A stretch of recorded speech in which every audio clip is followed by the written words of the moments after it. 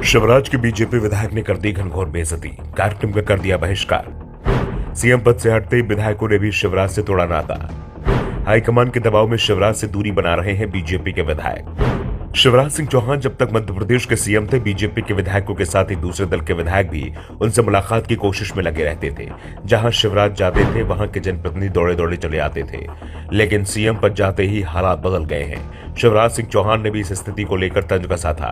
पिछले महीने उन्होंने भोपाल में हुए एक कार्यक्रम में कहा था कि राजनीति में कई लोग ऐसे होते हैं जो रंग देखते हैं। मुख्यमंत्री हैं तो भाई साहब, आपके चरण तो कमल के समान हैं।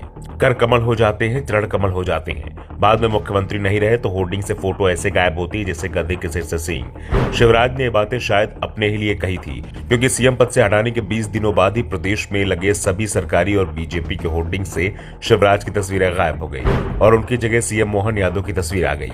और अब शिवराज की कुर्सी के पावर का अंदाजा एक बार फिर हो गया। शिवराज सिंह चौहान मध्य प्रदेश के गुना में पहुंचे थे।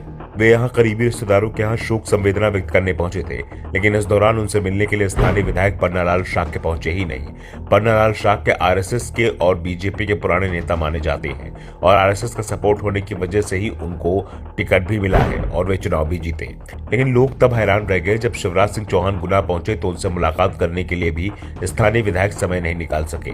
अब ऐसा होने की वजह से तरह तरह की चर्चाएं भी शुरू हो गई हैं। पूर्व मुख्यमंत्री शिवराज सिंह चौहान से बीजेपी विधायक पन्नालाल शाक्य तो मिलने नहीं पहुंचे, लेकिन सिंधिया समर्थक व पूर्व मंत्री महेंद्र सिंह सिसोदिया खुद शिवराज सिंह चौहान की अगुवाई करते दिखाई दिए। पन्नालाल शाक्य का नदारद रहना अब चर्चाओं में है। वैसे चर्चाओं में शिवराज का भविष्य भी बना हुआ है। शिवराज सिंह चौहान को विधानसभा चुनाव के बाद पार्टी ने कोई बड़ी जिम्मेदारी नहीं दी है।